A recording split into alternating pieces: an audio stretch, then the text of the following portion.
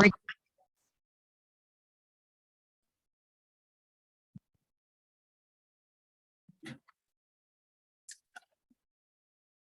and good evening, everyone. Good evening, Soumyadipta. Good evening, Abanti. How are you doing? I'm doing good. How are you? Not too bad. Excellent. So we'll go on and introduce you. Just before that, I'll start today's webinar. So today's webinar is presented by BizzmanWeb Pvt Ltd. We are going to be talking about digital transformation for small and medium scale enterprises.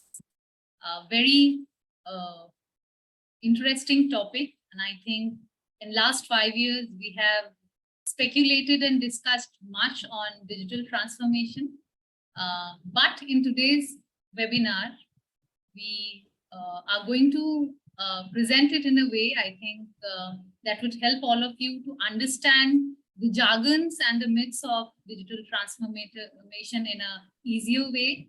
If you have any question, just drop on a comment and we'll definitely take that and we'll try to answer that at the moment. Okay. So welcome again, everybody. Thanks for joining. I'll just start on presenting today's presentation. Just a moment.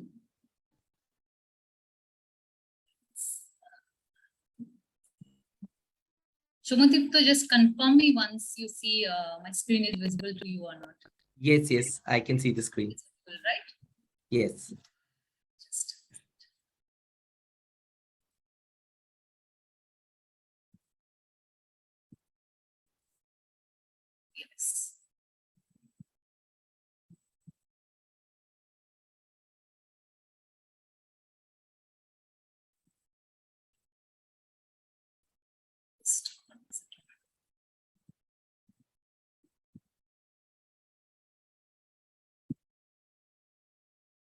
Okay. So digital transformation for SMEs. What we are going to talk about and what we are going to discuss is the roadmap for small and medium scale enterprises and the challenges. I'll just take all of you through the highlights of the discussion, just a few points which we will be touching in next couple of minutes. What is the concept of digital transformation in general for non-technical people? What digital transformation can mean or can convey? What are the key influences for the digital transformation journey? And how SMEs can utilize digital transformation for innovation and growth. Before jumping on to the main section of this webinar, I would like to introduce about my company's profile. So this webinar is being conducted by me. I am Abanti and co-founder and managing director of BizzmanWeb Pvt Ltd. So what does BizzmanWeb do and how that it reflects digital transformation, or how can we help you achieve your digital transformation goals? We are a leading ERP and automation consulting company based in Kolkata, and we empower SME and MSME segment or business organization through different type of digital to achieve their digital transformation goals through automation consulting, process orientation, and process mapping. Our basic services include customized software development. One of our specialization is ERP, enterprise resource planning, software consulting and development, and we also do data consulting. Okay, this organization was co-founded by me, and we are a 4 years old organization, and we have been certified by ISO 9001. We are also certified by International Accreditation Forum, and in 2021 we were awarded by Indian Achievers Award for the best emerging tech startup in India. So that's all about BizzmanWeb Pvt Ltd. And now I'm going to introduce you to today's speaker, Mr. Soumyadipta. Soumyadipta is a very good friend of mine and also a very honored colleague. So I'll just give a brief about his professional experience and background. Soumyadipta is a CA, CS and IFRS certified person.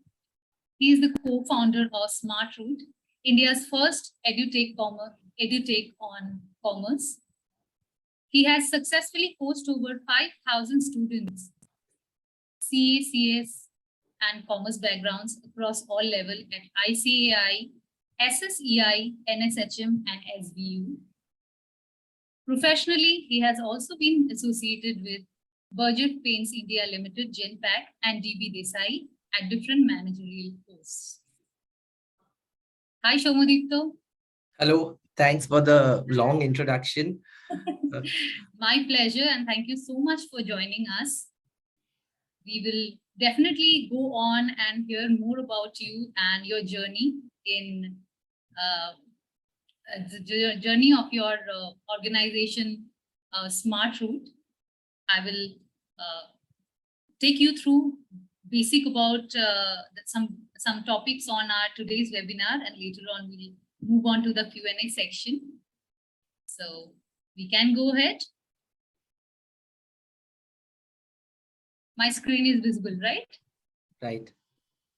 Okay. So as we have already discussed about today's topic, we want to start with the core concept of digital transformation. What does digital transformation stand for? Digital transformation, to achieve or to reach digital transformation, we have to expose ourselves to more terms.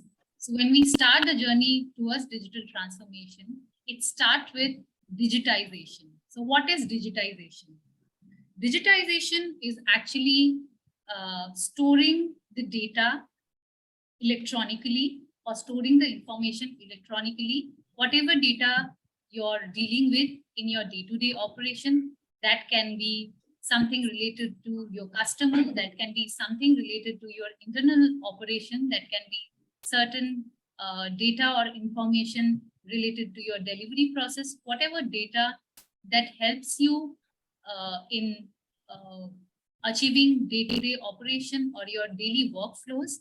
When you store and when you store that data into an electronic format, that is when you achieve or you digitize your business operation. So we can consider many examples, like whenever you raise a sales order. Previously, we all used to do paperwork, but now with the advent of different type of software, you can raise sales order electronically. I mean, through software, you can raise manufacturing order also through software. So no, it is all paperless work and no paperwork is involved. So that means you're actually storing the data and processing it. So that is how you digitize your business. So the next term after digitization that we have to come upon is digitalization. What is digitalization? So digitalization is when you store the data and you utilize that data to make small improvements in your workflows. So that is not only storing the data, that is also about manipulating the data. That is what digitalization is all about, where you store the data and you probably process it in between different departments through different type of applications, through different type of softwares, or you generate reports. That is what digitalization stands for.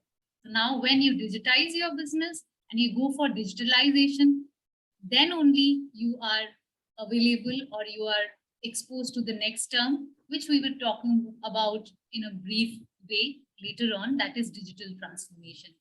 So in a nutshell, what digital transformation stands for, it's actually when you change your business strategies or you influence your business's performance through utilization of digital tools.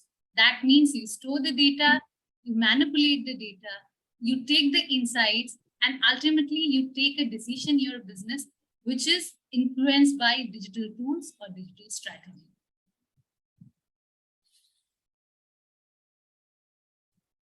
What does digital transformation looks like on an organizational context? Just like any organization, the digital transformation also maps through the different areas of an organization. For any task, you need your people to respond or be responsible. For any task, you need a specific set of tools to perform. For any task, to carry out any task, you need a specific type of business process to be defined in your organization. Similarly, digital transformation also touches all the three circles. Digital transformation includes your people, your workflows, so that you can empower your baseline.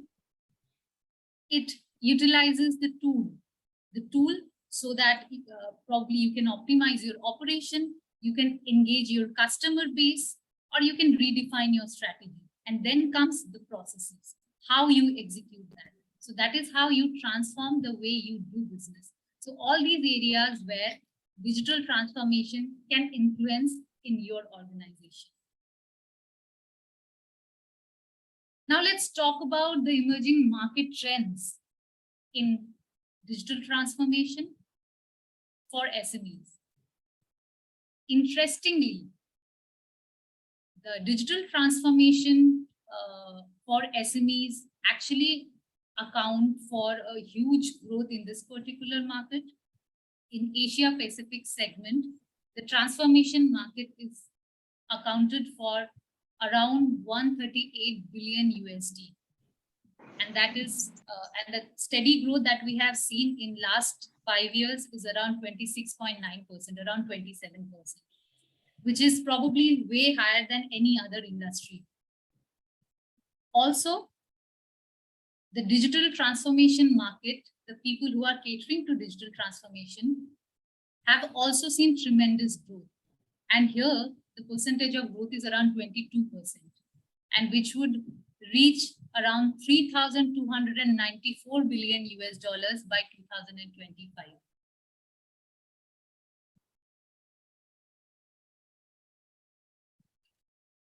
When we talk about organization, we also have to think about how does the organization which are going through the transformation fields and how they are responding to the market trends. So here we can see 95% of the APAC executives said that digital transformation has gained importance than any other time over past 18 months. So obviously we can imagine after 2 waves or 3 waves of pandemic, we somehow have understood the importance of digital transformation and how transforming digitally can actually lead you to more profit and ease of business. What scope lies for SMEs in digital transformation? Why digital transformation is necessary for small and medium scale businesses? Digital transformation actually gives you another dimension for you to reflect and think on the way you have been doing business. It constantly asks you to rethink and redefine your strategy. If you opt for digital marketing, you generally opt for different type of new ways in terms of engaging your customer, outreaching your customers, or giving them a value addition. So at the end of the day, when you opt for digital marketing, when you try transformation, you gain a competitive advantage. Apart from this, digital transformation also catered to flexibility of your organization. How easily can you achieve, or how easily can you cater to the demands of your customer? To understand your customer better, to serve them better, and come up with a better product or service. That's what digital transformation can do for you. And also, the most important part of digital transformation is definitely helping you to innovate. when you play around so much of data, when you take insights from so much of data, and when you take informed decision, that innovating becomes better and innovation becomes easy, scalable, and affordable for you.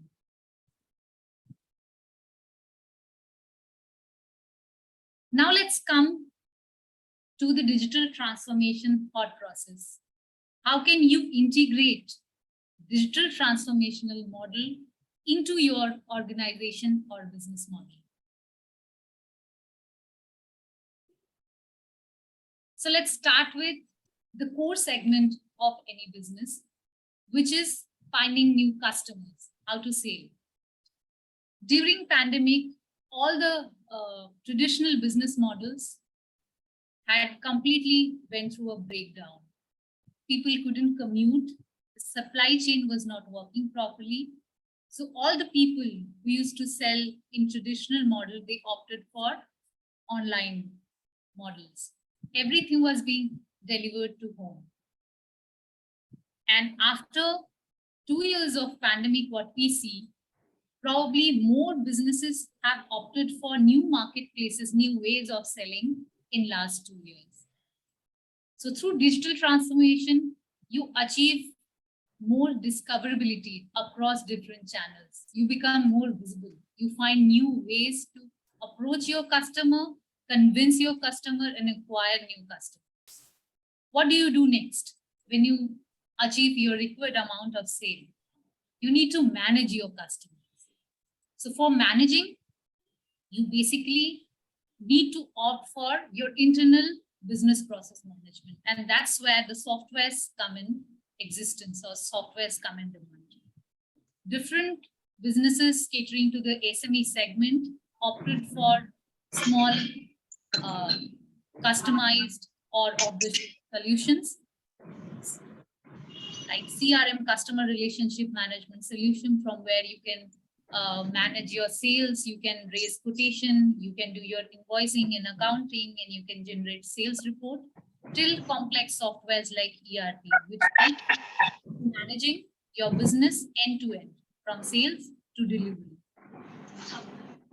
When you use a software, the next thing that you do is you think about doing the business in a more efficient manner, in a way which is easier, easily achievable, easily manageable, and which actually helps you in saving your time and money.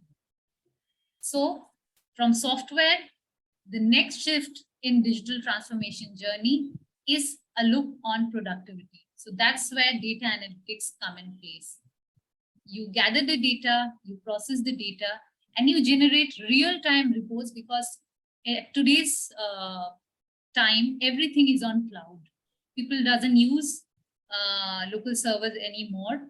So if some data you're inputting right at this moment, you can download or manipulate the data and generate a real-time report the same very moment.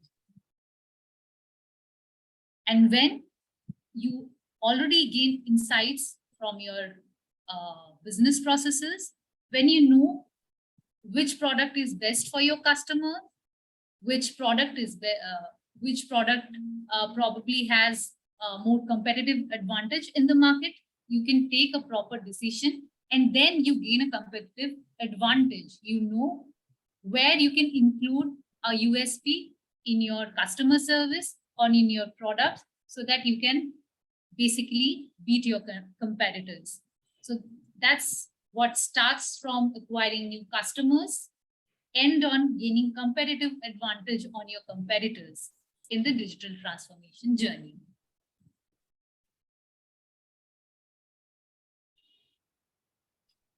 So I think we have had some light shade on digital transformation. I would just go back to Soumyadipta. Hi, Soumyadipta. Hi all. Hi. So I'll just, I would like to ask you to introduce yourself and tell us about SmartRoute. So I'll put it specifically. You introduce yourself and tell us how digital transformation has helped you in achieving your organizational goals through opting for digital transformation? Surely. If you allow me to share the screen, I am sharing the screen. You can now. share. Yeah, You can sure. share. Thank you. It's right. Thank you.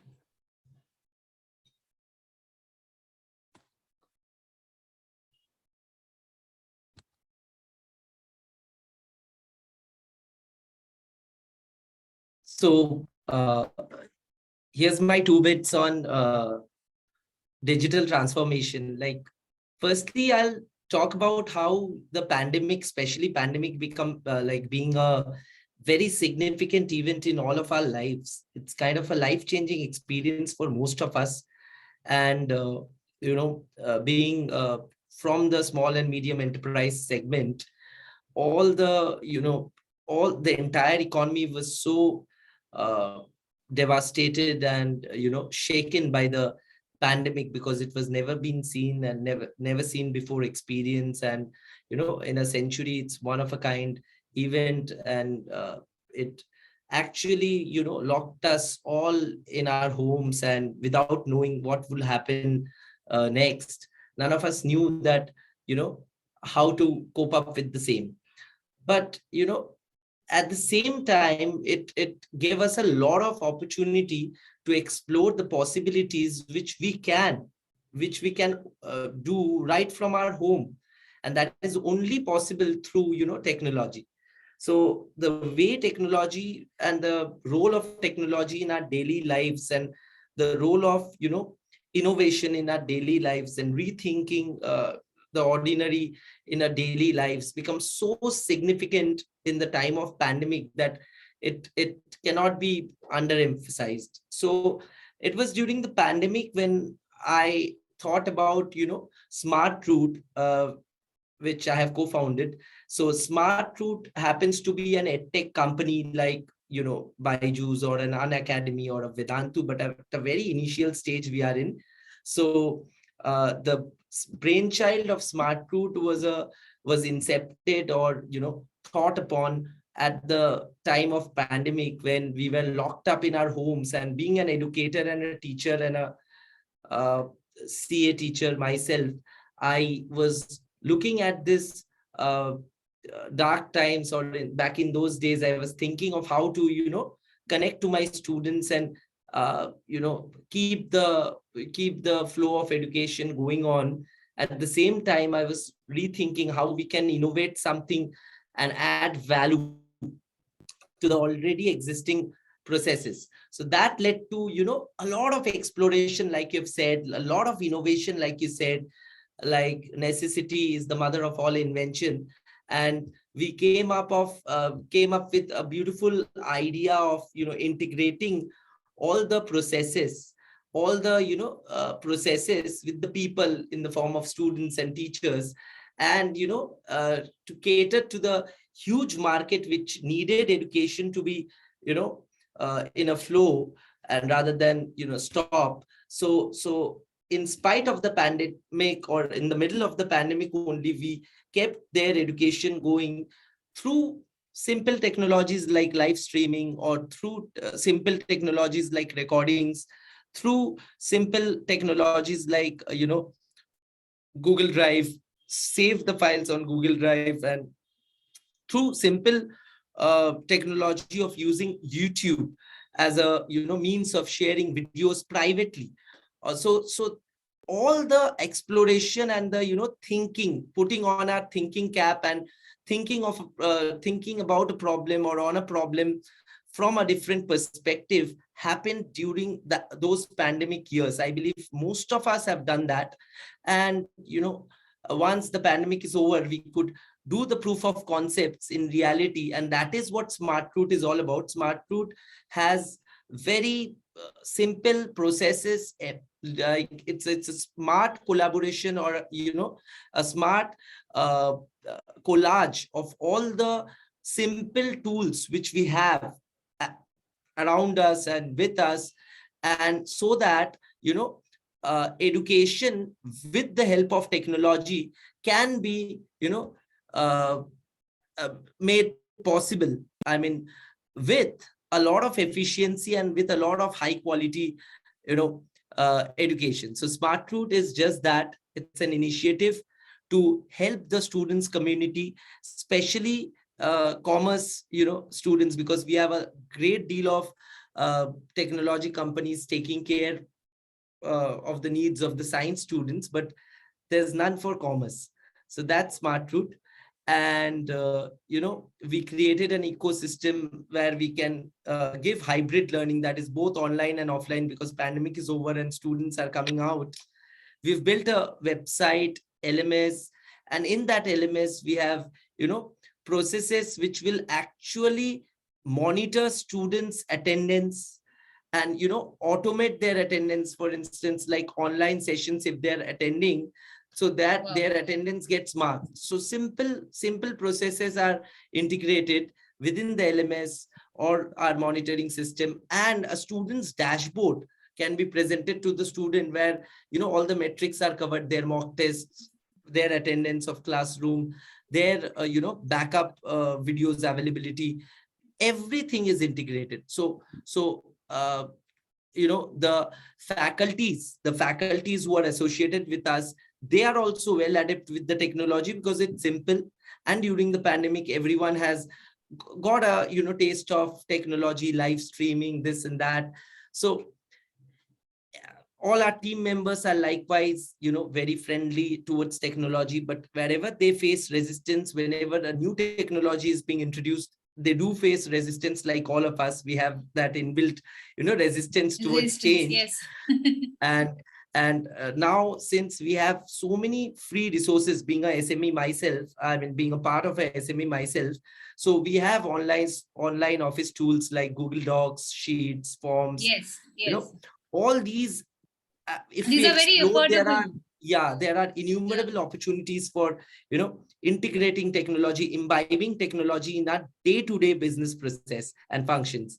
And that is what is happening globally. I believe emerging technologies like blockchain or a social computing, or let's talk about Internet of Things, let's talk about their like business use cases. If we study, that is what digital transformation is all about. Like, for moving from physical assets to crypto, moving from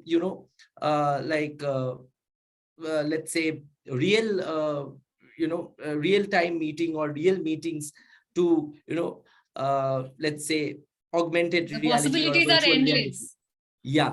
Yeah. So this is how things are moving. So the benefits, if I talk about the benefits of digitalization in my own domain and in my own business, the first thing which digitalization has really impacted with or helped us with is the remote working possibility. Suppose this meeting, this webinar, it's a webinar, it's a seminar happening through web. Correct. So this idea of technology taking over and helping us integrate and organize things which were otherwise not possible very easily. So for attending this webinar, I need not be in India, need not be in the same town, need not be in anywhere remotely, anywhere nearby as well. But it is being made possible through internet. So remote work being possible is a gift of technology. Once again, backup. Suppose I miss this webinar or miss a class, this recorded session can be replayed and it can be stored in a cloud server. So, and sharing of documents, suppose I am presenting my screen, so vis-a-vis you can present your screen. So this sharing of document thing is also possible through digitalization. So how we implement the benefits of which we are talking about largely depends on firstly, it depends on a lot of training. Once a person uses a couple of times these apps or applications, then they get used to it. So for the first time, when I remember I used Zoom, I had difficulty. Second time, third time onwards, it eased out, and then it become we kind of became master of web streaming and something like that. Then creation of a proper ecosystem is very important. When we talk about ecosystem, it's not about people or process, it's about both. The processes must We'll be come on such. to that. Right, We'll right, touch the challenges, and we'll actually take some very important inputs from you. The right, right, lessons or the takeaways that you had in like starting off this business, which is hybrid. So right. just before So that, please. yeah. So if I talk about the challenges which I faced, the first challenge which we all face when we transform a process from, analog to digital, or a manual to digital or automated, then the first resistance comes from the people. It's the mentality of the people which is really a big resistance, which is the biggest impediment, is their attitude towards work, because people give up easily. People give up easily, they don't try enough. And even if they have access to tools, it's about their attitude which refrains them or stops them or bars them from adopting such tools or thinking of those tools, because they know their requirement, but they don't try enough. That's due to a mentality. So that is the biggest challenge which I personally faced. Apart from that, then comes the requirement. You need to know what you need.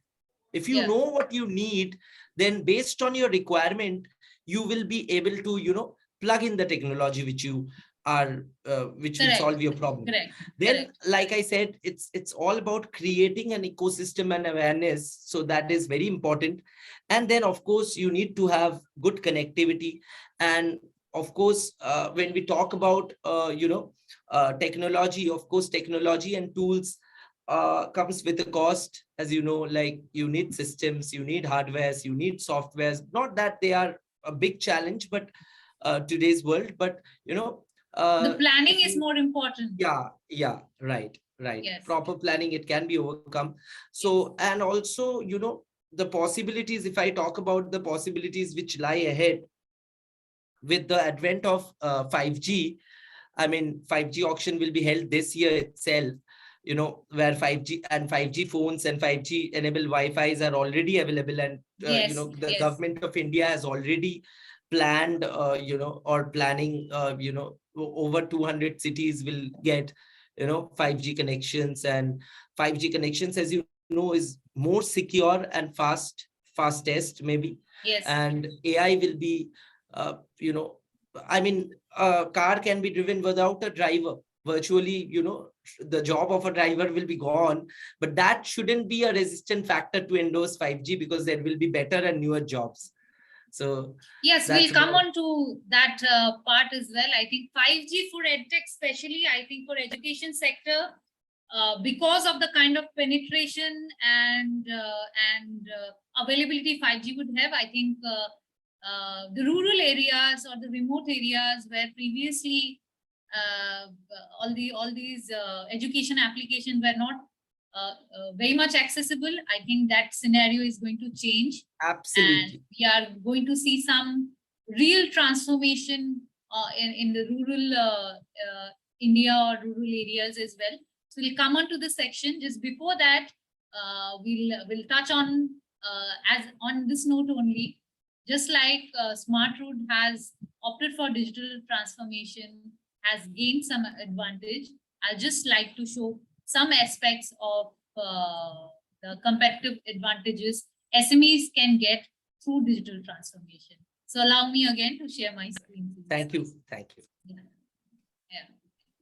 So we'll start with another case study. So one case study obviously is SmartRoute, which Soumyadipta just shared. And we would just talk about another very interesting case study of digital transformation and transformation-led innovation. So I think some of us have heard about this company, which is called EpiFuel. EpiFuel is actually an IoT technology, and it helps truck drivers to assess the carbon dioxide, to limit their carbon dioxide emission, and also to minimize the fuel consumption. So what it exactly does, so it's actually a smart IoT device that manages, that actually takes data. It can analyze the data of your truck performance through, the the length of your tire and the performance of your tire, and it can give you a forecast, and it can actually optimize the performance and life cycle of the parts of your truck. So it, at the end of the day, it actually gives you cost saving, and not only in terms of maintenance, but it also gives you a cost saving, and it also helps you from avoiding any type of breakdown. Because if you are into commercial trucking, if you're basically taking or transporting goods from one state to another, a breakdown can actually cost you a lot. So it has been widely accepted and used in the commercial trucking or the transportation industry. And I mean, everybody has probably been thinking about similar solution from last 50 or 60 years. But now when FE has done it, it is actually a very big case study for transformation-led innovation. It's basically a IoT-based tool that you have to add or install into your, it's a device that you have to install into a particular vehicle, and then it would help you in keeping track of the performance of different parts of your truck. Similarly, not only the company or a particular segment of industry, but all the industries at large can benefit from SMEs. I'll just again want to get your attention to some data. What are the market size of SMEs in India? So SME, the size of SME business units in India is around 63.4 million. And it actually accounts for about 30% of Indian GDP. And the SME actually accounts for around 45% of the total manufacturing that happens in India. So you see, if we see the market size of SMEs, we can understand it is more necessary for them to be organized and attain some advantage from digital transformation. So how SMEs can exactly get benefited if they go and embark their journey for digital transformation? So first of all, every business is connected to revenue. If you are in existence, you have to keep on making revenues, and digital transformation help you in increasing your revenues. So whatever tools or processes that you optimize, or if you're starting, or if you're subscribing to any tool, that has to add up to your profit margins at the end of the day. So you get the ROI on whatever you are investing. And for digital transformation, there are different type of benefits that you can get. Revenue is actually one of the most measurable and prominent tangible benefit that you can attain from digital transformation. If you're into, if you're into storing of goods, it can help you in optimizing your inventory so that you do not basically stock up much and block your cash flow. It can help you in product life cycle management in your inventory. So whatever comes first also goes first, and there's no expiry that is happening in your workshop or in your inventory.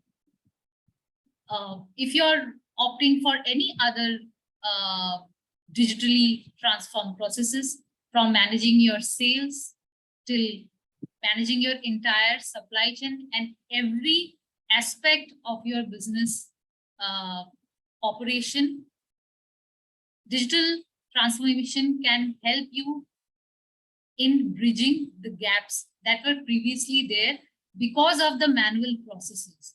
So whenever your processes are not streamlined, your processes are disparate, you get duplicacy of data, you get multiple ends and multiple ways of inputting data, and one data and another data always clashes. But when you implement a digital tool, there's always a one point of truth that goes uniform. There's a uniformity in your system. So there's no duplicacy, there's no lie, and all that you can get from each of your department is the right answer and accountability for anything that may go wrong.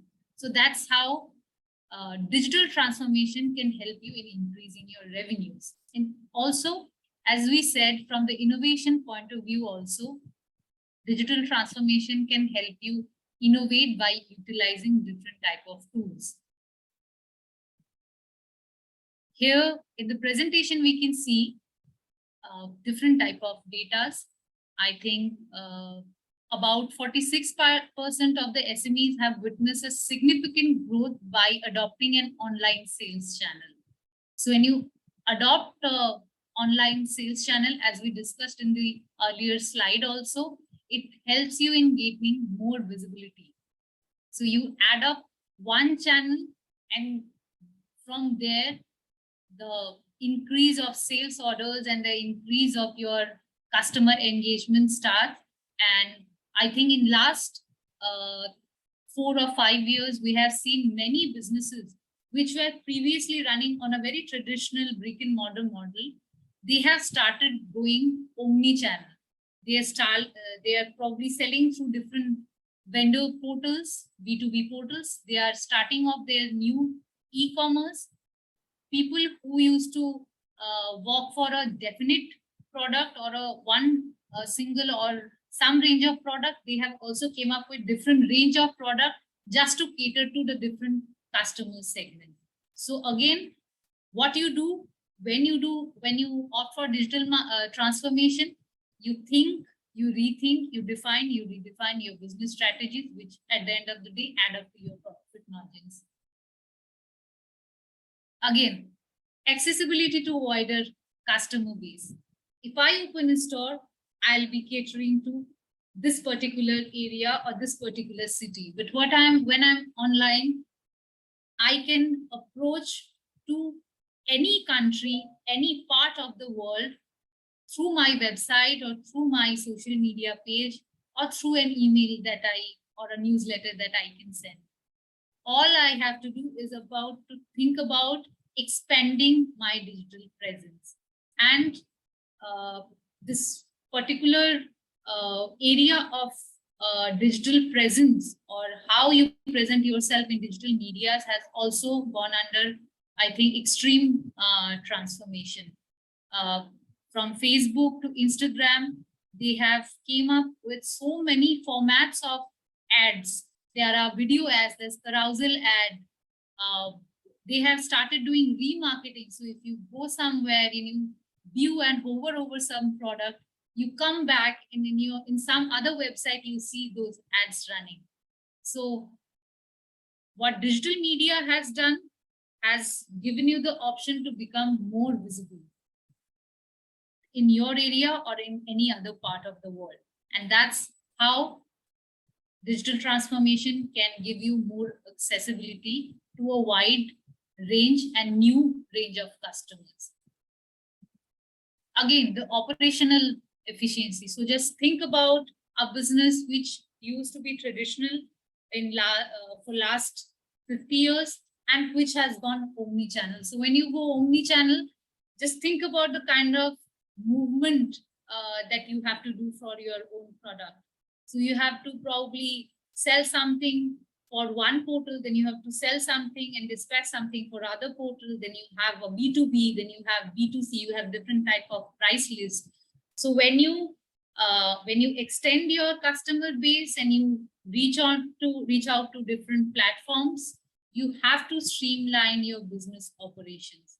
And this business operation only doesn't limit to your inventory or your account or your purchase. Each and every process, each and every transaction or data flow that happens in a particular way or in a particular delivery or supply chain is basically what you need to optimize. So in terms of operational efficiencies or increasing operational efficiency, I think ERP, CRM, and similar tools are very beneficial for SMEs. As we can see that SMEs can at least optimize their marketing spend from up to 60 to 80% of their total cost by opting to some type of ERP or CRM tool that probably gives them a more detailed analysis or insight on their marketing spend. According to a new study conducted by Tech Mahindra, the new digital technologies can reduce operational cost by 20 to 30% through improved capital and labor utilization. So the data speaks for itself. Now, making a very engaged customer experience. So with the advent of digital channels, what happened? Now we are exposed to so much of information and we go through so many ads, YouTube, Facebook, Instagram, and there's no end to it. The expansion, the attention span of the customers has decreased than what it used to be earlier. So now what you need to do, you don't need to spend a lot on all the channels, but you just need to strategize and think about which channel, which way, or which area is best for you to invest and get the fastest ROI. So data that you can manipulate from different software, different reports, business intelligence tools can help you take that decision. And that's how you can offer a more basically a more customized, a more personalized experience to your customers. So if we go to different shopping applications like Amazon, we go to Myntra. So based on what we generally search or based on the things or stuff that we generally purchase, they already gives up some suggestions that you might like this product. So basically, how much you know about Amazon knows more about you. They have probably mapped your entire customer journey from the beginning of time, from the beginning when you have just created an account. So they can analyze the kind of goods you regularly see or you take into your cart or you order, the kind of things that you generally makes a return request for. Everything is measured when you utilize a tool which helps you in digital transformation. So we got 4 very interesting points. Let us move to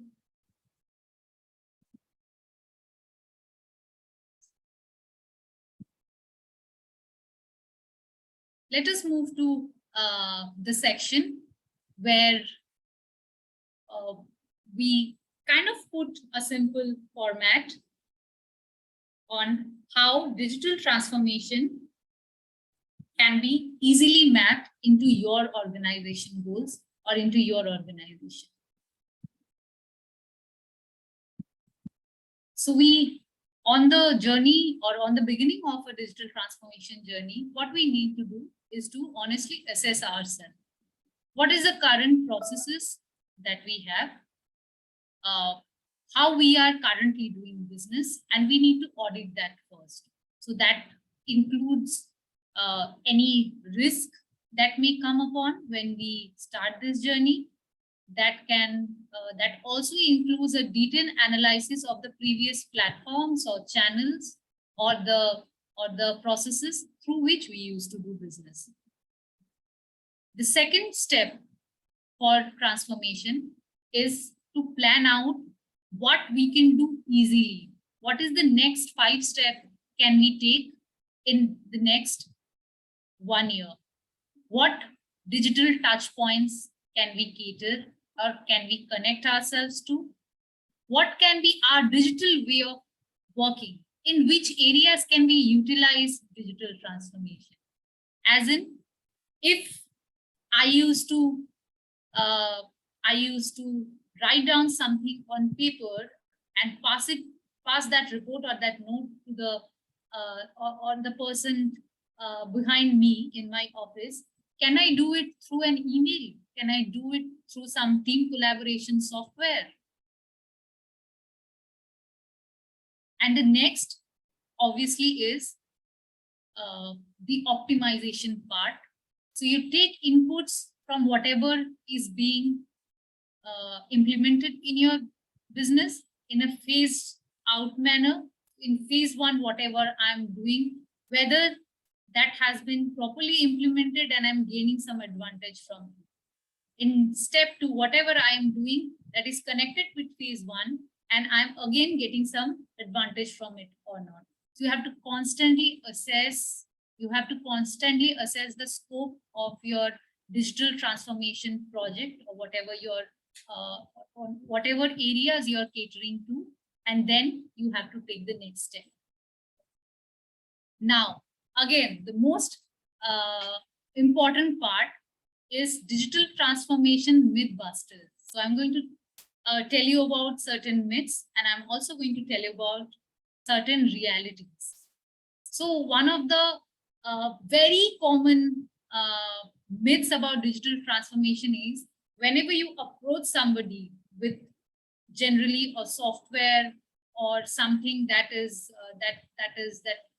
connects through their business processes or different departments, they always say that, you know, we are overburdened with projects, or we are overburdened with our orders, and we cannot basically let you do something or implement something new, because that might hamper our regular business processes. So that is one myth, that if you are opting for digital transformation, or if you're utilizing digital transformation, it may take your organization, or it may turn your organization upside down. No, it is not true. As I said, if you're going to a very big sale, or if you're embarking a very long journey, you have to define certain milestone, and that milestone has to be complementary to your organizational goal. So suppose this is Diwali, and this is when people purchase electronic goods, or people purchase garments and stuff. So definitely a wiser idea would be not to hamper your supply chain process during that time. But if you talk about your HRMS, on how you do your HRMS and payroll management, that is something you should think about doing or implementing right now. Secondly, or the second point, people think only the tech team or the IT team is responsible for digital transformation. Again, it's a very big myth, and it is not true, because digital transformation is about transforming each of your departments from top line to bottom line. So it has to be implemented in all the levels. It has to be implemented to the senior management, to the baseline, and everybody has to be on the same page. So as you say, when you are thinking about digital transformation, it literally means leaving nobody behind. Another common misconception is that you have to spend a lot on digital transformation. So me and Soumyadipta just discussed, digital transformation doesn't always have to be very expensive. There are free tools in the market. There are very affordable tools in the market that you can usually utilize and basically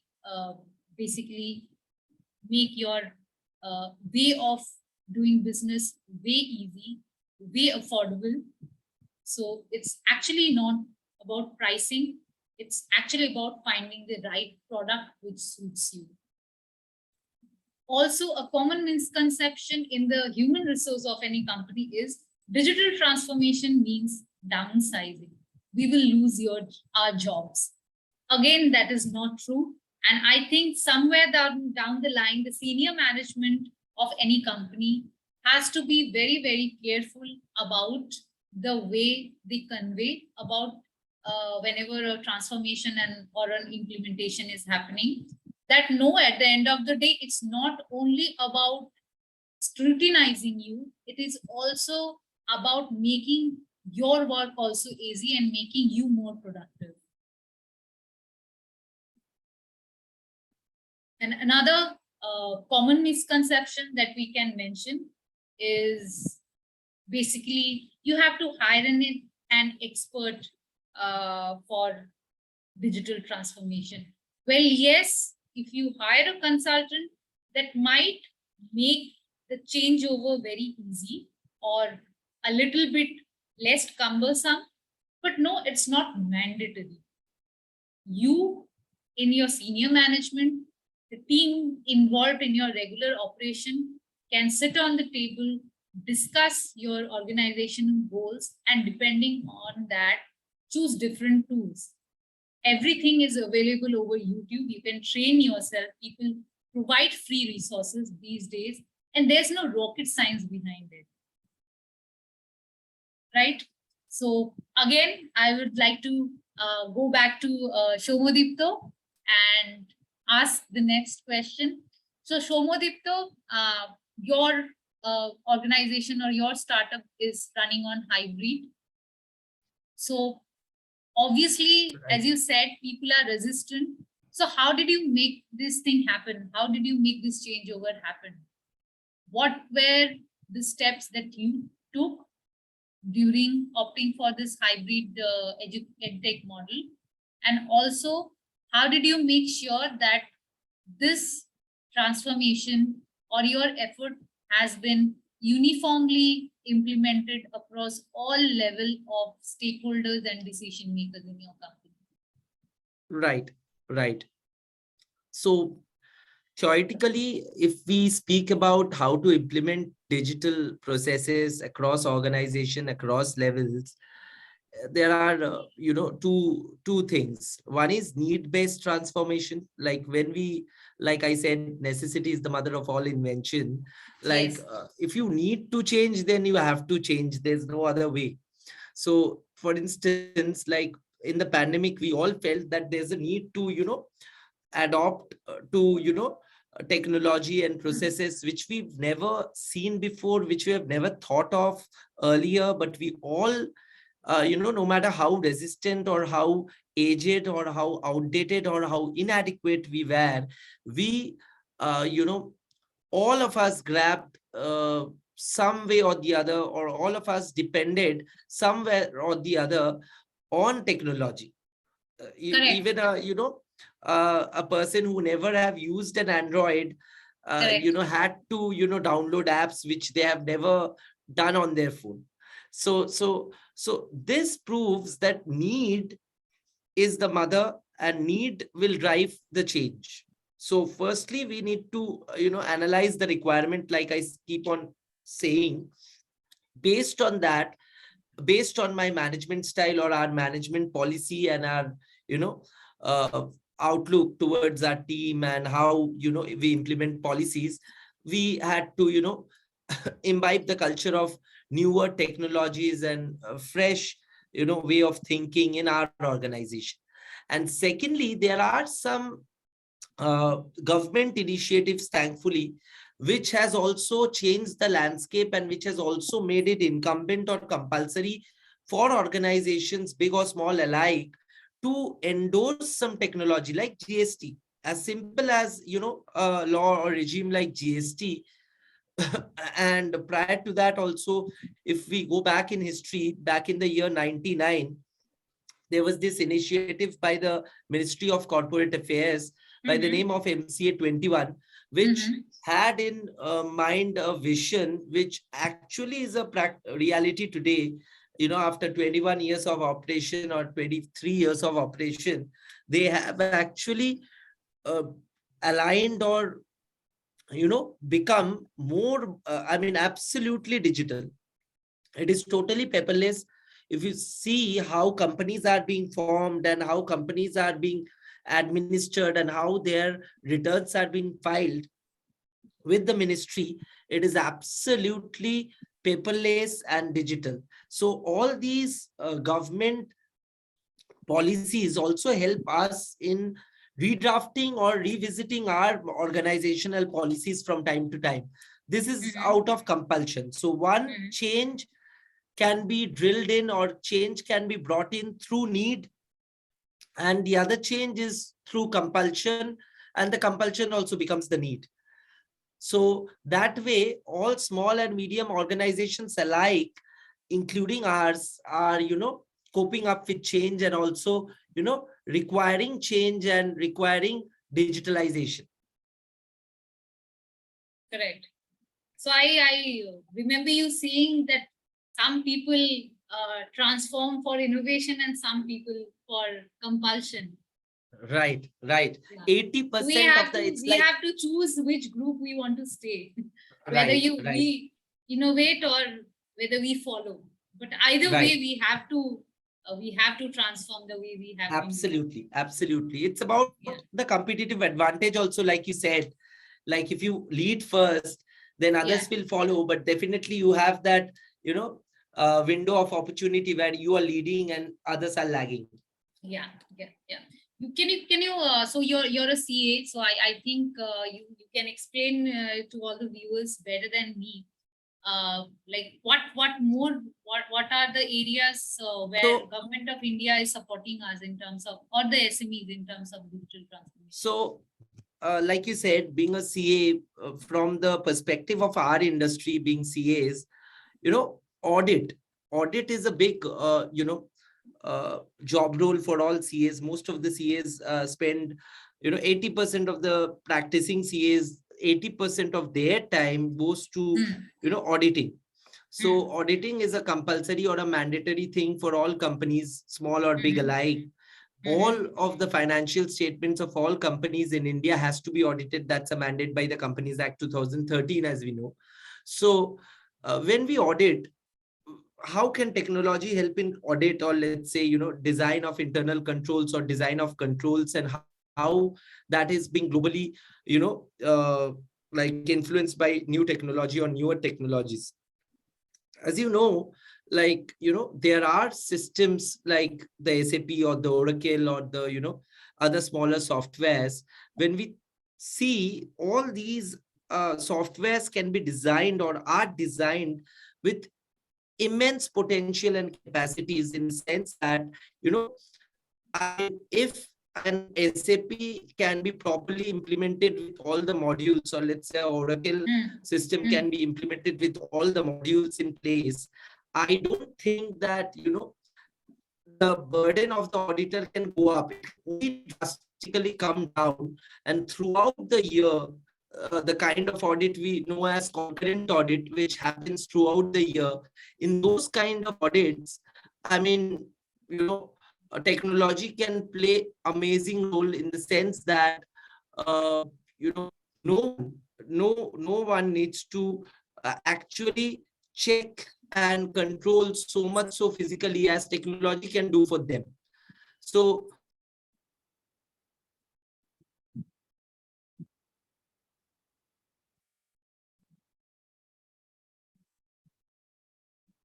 I think we have lost Soumyadipta. Hello. yeah, Yeah. Can you hear me now? like I was saying, Yeah. I'm sorry for the disruption. No worries, no worries. Can you please switch on the video? Yeah, sure.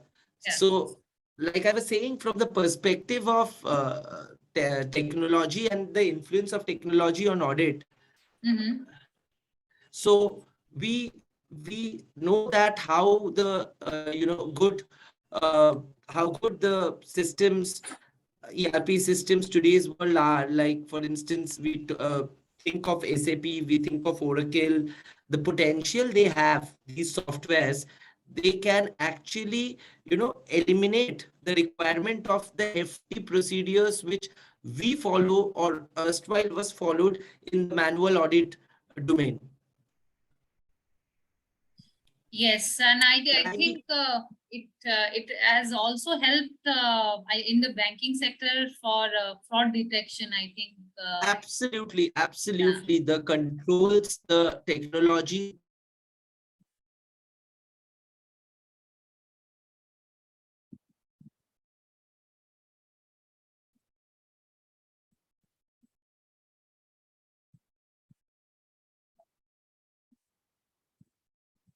Hello.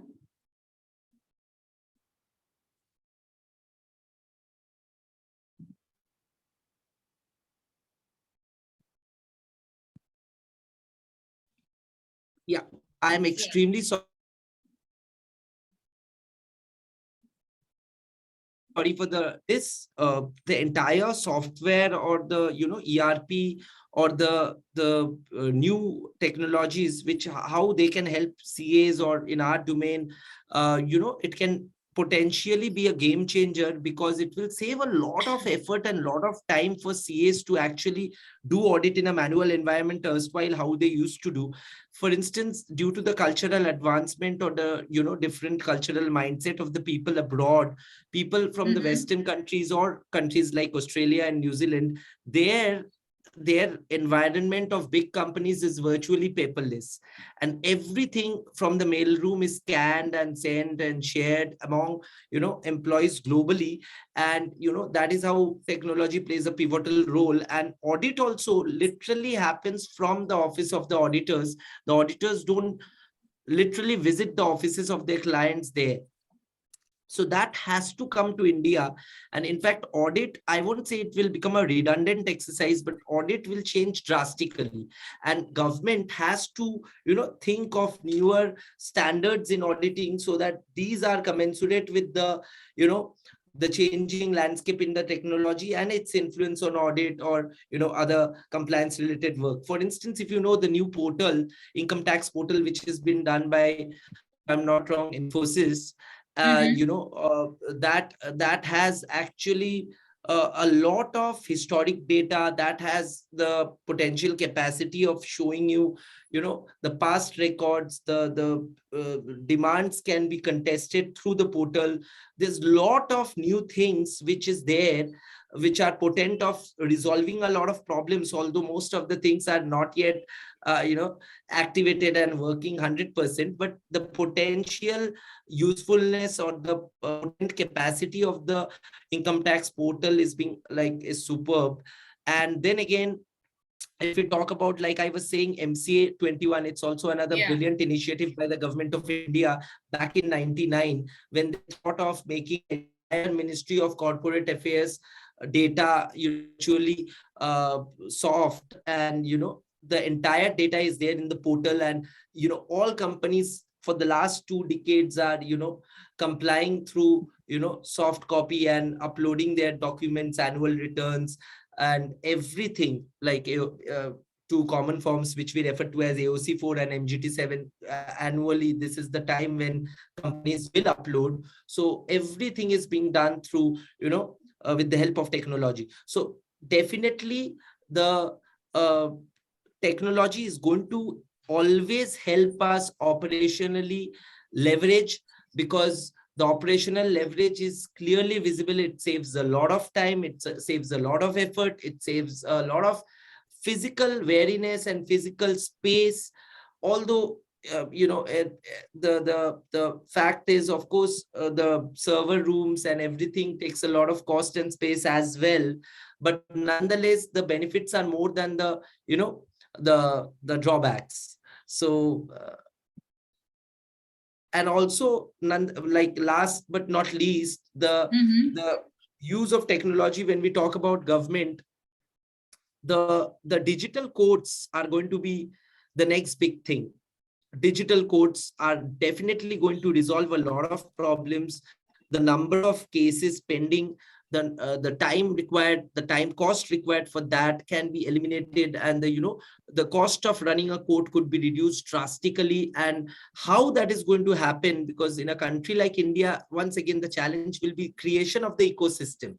So once the ecosystem is there, all these will come in such a way and it will benefit us in like we have never seen before. Thank you so much, Soumyadipta, for explaining it so well. And we'll come back to you. We'll discuss more on the benefits and some other areas of digital transformation that you have experienced. Before that, we'll go back to the main presentation.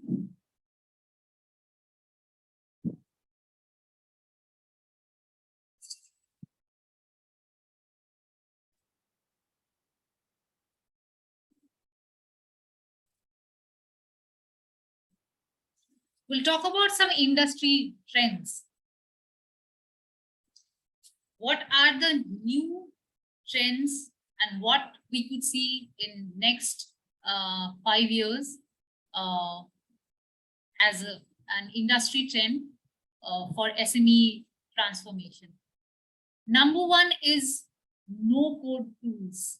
So earlier programmers used to sit and design applications, but there have been new development in the application development sector, and basically you can design, anybody can design an application just in a plug and play or a drag and drop model.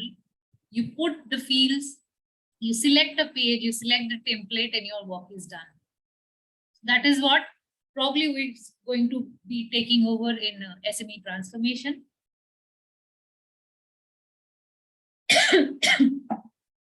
Automation.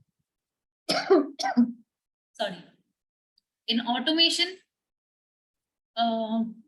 specifically in production or manufacturing sector, we are going to see level-less manufacturing. I mean, it might here sound very strange, but yeah, to manage a production line or manage a factory, you might always not require manufacturing people or the plant managers to be there. With the advent of smart sensors, whether the production or the performance of your tools or machines are optimized, are all going as planned, that can be managed, viewed, and analyzed at the convenience of your home or your office only. You don't have to be present in that particular place. Data analytics, it's very hot. I mean, data analytics, we have been speaking so much for last 10 years, and we have seen data analytics basically being utilized for very large scale sectors. But now just look at what Google Analytics provides you. It's basically your marketing analytics and your marketing data being presented to you in a beautifully explained and beautifully plotted way. And when you start storing the data, you have to think about securing your data, your client's data, or any type of data that is crucial for you, which is confidential for you. So the more people and more companies put on data on servers, and the more people start opting for servers or cloud, we would see a more shift on the cyber security and the security areas or industry. People are more concerned, people would be more concerned about their data. We would also see multi-cloud platforms because it actually enhances your speed of work. We would see increased data quality, our reporting standards, which is generally still manual in most of the unorganized or SME sector, would transform. People would take informed decision, and those decisions would be reflected from a system, from a software. And again, a very big shift is going to come up with the advent or with the launch of 5G technology. So, and with that note, I'm again going to ask Soumyadipta, you belong to the education sector, and how do you see how 5G is going to change the entire education scenario? Like 5G's capacity can never be undermined. Like I said, the speed and the the rate at which data can be transferred will be phenomenally faster.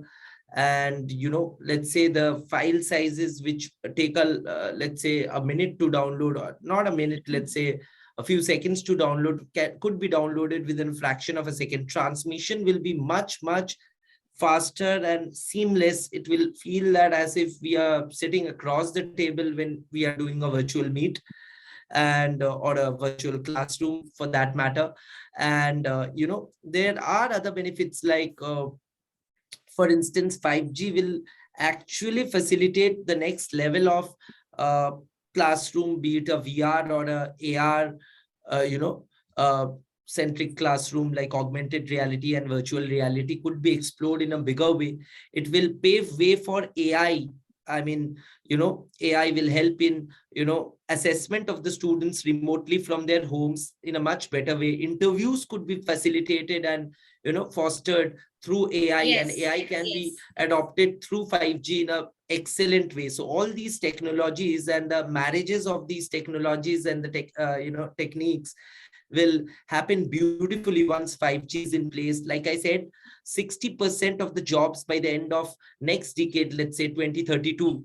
So 60% of the jobs which will prevail in 2032 do not exist today.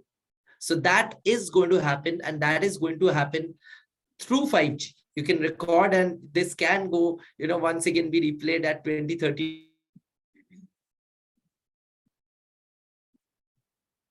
The jobs today didn't exist 10 years back, or let's say 50% of the jobs. And one of such Yeah. jobs is going to be the job of a driver, which I also do. Sadly, I drive my own car. Like people will not be needing to drive their cars or, drive cars, because that can be done through AI and robotics, and, 5G will facilitate that. But once again, ecosystem is very important for our nation particularly.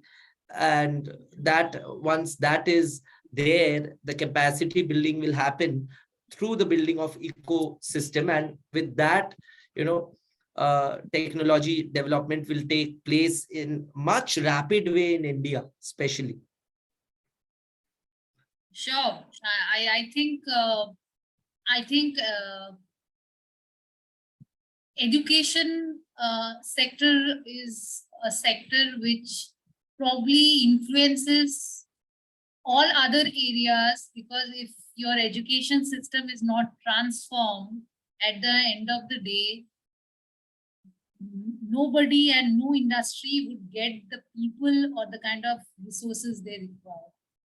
So I Right. think I think if we want to transform the other industries, we have to transform our education system, make education accessible to those areas where and quality education. I'm just not talking about the primary school or high secondary schools. I'm talking about quality education where the standards are maintained and people get those facilities.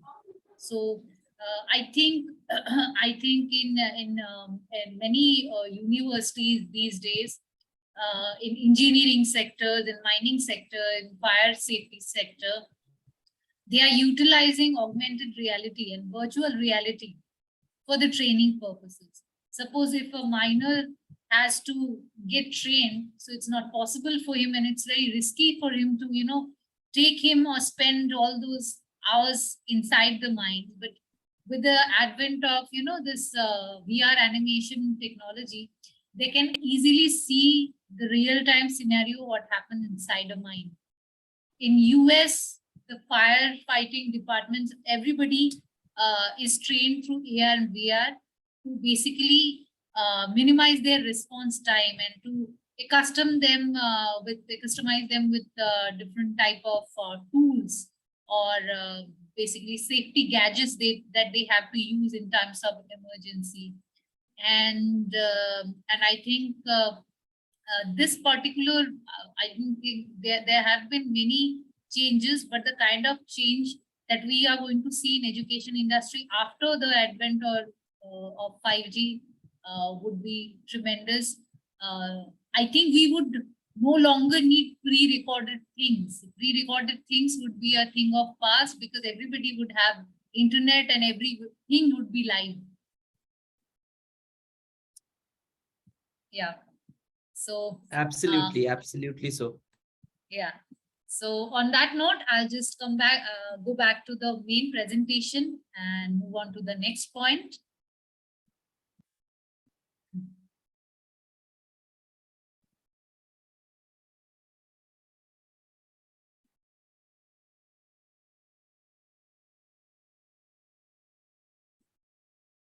So let's sum up our discussion, and let's think about some key points that we can take from the leading or growing SMEs that has opted for digital transformation. What are their takeaways? If you want to develop or implement any type of technology or implement a software, you need to have the capability to identify the challenge areas. In majority of the companies, what happens, they implement the software and think about their process. That's never going to work, because your technology should be complementary to your processes. We have to invest in learning more about our customers. What our customers need is exactly what at the end of the day should be our need.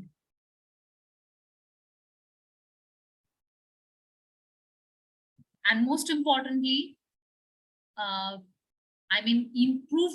improvement in terms of products, improvement in terms of process, or improvement in terms of delivery.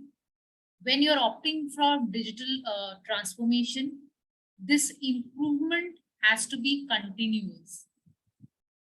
And if you're not basically improving, you're downgrading. Also, if you want to implement, or if you want to introduce a new product in the market, you have to gauge the demand of that product, and that too you can do through digital tools or digital transformation. And again, most importantly, we have to spend a bit on upskilling our employees. That is an area where we always get messed up, because if I'm a director of a company, or I'm a senior manager in any company, then my work doesn't stop only by educating myself, and that same level of knowledge transfer has to be done from the top to bottom, from the top management to mid-level to the baseline and to the ground level. That knowledge for tools and processes and product has to be there. And so let's just see how we can summarize the steps that we need to take for digitally transforming your business. We need to define a purpose, why we need to transform, because if you don't have a purpose, we cannot do anything out of purpose. If you start something without a purpose, without convincing ourselves of a purpose, it's probably we are going to leave that midway. That's going to be a half-hearted effort. So we have to document the purpose. We have to document the objective, why, in which areas we need the improvement, and why we are opting for digital transformation. Next, it might seem very easy, or it might seem very cliched, but we need to have a plan. Now, there are different type of plans that we have to think about when we are talking about the digital transformation roadmap. Number one, the timeline, the planning of the timeline. We cannot do everything at once. There has to be a proper milestone for every run out or every rollout that we have for a particular transformation or implementation. We have to have a plan for the upskillment of the entire human resource in a particular organization. So we have to give them ample time to expose them into the new process or into the new software or whatever tool you're engaging. And also, we have to have a plan for change management and risk mitigation. So that is where I think most of in my experience, we have been like catering to this ERP software and the transformation industry in last 2 years. And we have seen many companies doesn't actually pay much attention to the risk management or to be very specific, the change management procedure. So basically, whenever you are upskilling your employee, you have to redefine their role into the new system, what exactly they are supposed to do. And when you have a clear plan, I think managing people always becomes very easy. We have to manage the kind of hierarchy or dimension of people. Again, re-education or re-skilling is very important step for making a digital transformation successful.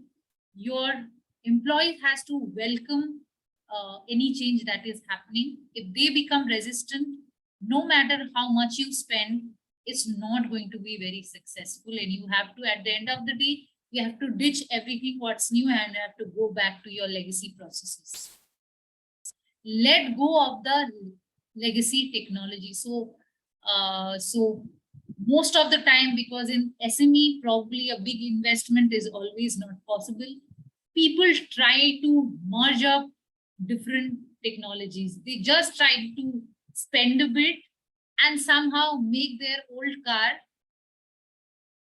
probably just paint and wash, and then they try to ride the same car on new roads. That is not actually acceptable for digital transformation, because digital transformation is not only about the tool you use. Digital transformation is also about the way you use the tool.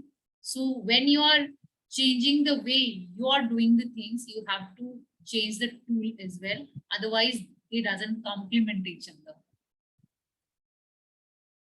And when you have already achieved all these milestones, you have to compete basically against the situation. So what I mean by competing against the situation is not it's not basically thinking about the bottleneck that can happen, or any mishap or anything that can go wrong after digital transformation, but to focus on the areas where you can probably implement more tools and you can gain again advantage over your competitors. So if you're into a particular type of product, if you're in a particular type of service, think about what you can do better and how you can do better. And that's end of the day, that is what your end objective should be. Okay, so I think we have covered all the major points that we had committed about discussing. I'll again just go to the Q&A sections, and we can wrap up our discussion.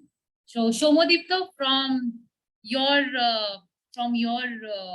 experience, just give us 5 quick tips on making successful digital transformation in any SME organization. Right. So firstly, it's very important, like you have also mentioned, to know your purpose. Why do you want to transform digitally? I mean, if you don't have a purpose, or you cannot have a head start. So firstly, it begins with a deep rooted requirement analysis. Once you know the purpose, you get to know the requirement and you do analysis, and then is the next step. So then comes, after requirement analysis, you need to, find out how. Requirement analysis gives you a lot of problems. It doesn't tell you about the solution. Then you go on finding the solution and finding the missing links or the chunks in your entire digital transformation journey. Correct. So first is requirement analysis, then is then you find the solutions, and then one after another, like you have the challenges, then you have to, you know, overcome the challenges through the fitting the gaps, through the fit gap analysis, which will happen throughout the transformation, because technology keeps on changing, and newer technologies always have a glitch. Since you are a software company owner, you know best. I mean, what kind of glitches come in the way due to, you know, be it attitude change, behavior change, or process Yes, change, or the yes, ill designed mapping of the, you know, processes with the new technology, like you said, new tools. So that bridge gap or that fit gap needs to take place continuously throughout the process. Then you need to always also plan your cash flows in such a way, because new technologies won't give you benefits, right? I mean, immediately. It takes yes, time yes, for yes. anything, any investment, any money spent to, you know, roll back. And lastly, you have to believe in your plan, because only having a plan doesn't take you through. You need to believe in your plan, you need to be a believer. And then, you know, and if you can just like make the belief system percolate among your team, and if all of you believe and work towards that, you know, uh, belief system, and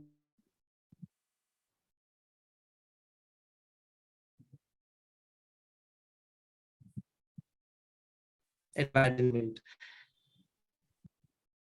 Can you please repeat? Actually, your video got paused. Yeah, I, like I said, it has to begin with requirement analysis, and after knowing the requirement, uh, you get a lot of problems. Then you have to, in order to be the problem solver, you have to, you know, find out the solutions on the table, and how and which technology will actually solve these problems. You have to, you know, keep on appraising, and based Correct. on a budget or a, you know, doing appraisal, you will list out the most feasible ones. So that is step number 2, finding out solutions. Wow. And after I should that, have included it. I really didn't think about it. right, But uh, excellent. Yeah. after that, after finding the solutions, the best fit ones, you try and implement them by, you know, fitting gaps or bridging the gaps, fit gap analysis, like we say. And after fitting the gaps, you continuously keep on monitoring the results, and, you know, go back, because a lot of glitches take place in implementation of a software or a newer technology or ERP.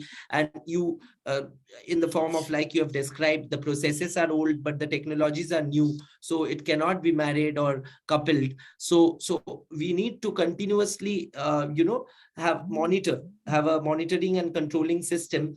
And the biggest thing after all of these is upskilling. Like you said, the entire team needs to believe in it, and with that belief system, everyone's attitude changes, behavior changes, and, you know, their drive, their motivation, they, everything amplifies. So that is the most important part, like the belief system one. So if you cannot believe in what you are trying to achieve, what you're trying to, how you're trying to bring the change, you can never get the change. So last is the entire belief system of the team across levels, like you said. Great, great, great. I think very interesting and important points that you have mentioned, Soumyadipta. And I mean, I think we can probably do like part 2 of this particular webinar, because Surely. digital transformation is actually a very vast topic. I mean, I heard this. I heard this professor from IIM Ahmedabad. He was basically delivering a keynote somewhere, and I just happened to have like I just came across that video link a couple of days ago, and he said digital transformation for SMEs has happened, has become something when a blind man or a blindfolded man can go touch an elephant and try to perceive how it looks like. So to grasp and to really really understand the way or the full extent of digital transformation, I think it would require us long time. I think the full scenario has probably not been had not been explored yet. And in every industry, in every context, digital transformation has something new to add, and it delivers something new, a new meaning to everything whenever it gets added into that aspect. So on that note, I would wrap up today's webinar. Thank you, Soumyadipta. Thank you so much Thank you. for giving us your precious time and be online and discuss. Thank you so much. We are ever grateful. I will just end the webinar with a very interesting quote about digital transformation. The biggest part of our digital transformation is changing the way we think. So everything that we do, that we want to do, or that we would ever do, is start from our own thought process. So as business leaders and as the owners or as the key stakeholders, it's our duty to change the way we think, and that probably would reflect in a larger perspective when we think about our business, when we think about our profits, or when we think about our employees. It's end of the day what vision you as a business owner is having or you have for your company, for the future of your company. So thank you so much. Thank you everybody who has attended today's webinar and who has been patient and heard us all through. We thank you, and we would definitely connect again with another interesting webinar on digital transformation.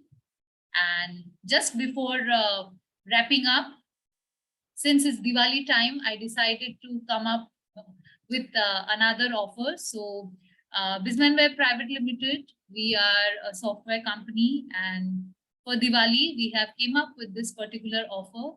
So if we, in between Diwali, if you discuss any of your digital transformation or software requirement with us, we are charging no consultation fee, and we are also providing free AMC for 2 years. So just go to our Facebook page from where this live streaming is happening. You can call us, WhatsApp us, text us, contact us anytime, and they avail the offer. And with that, today we are going to log off, and good night everyone, and happy Diwali in advance. And thank you, Soumyadipta, again. It's a pleasure. It's been a pleasure. You have been a splendid host. Thank you. Thank you. Thank you so much. And we'll again catch up after some time with another interesting topic, or with the part 2 of digital transformation. Thank you. Bye-bye. Bye.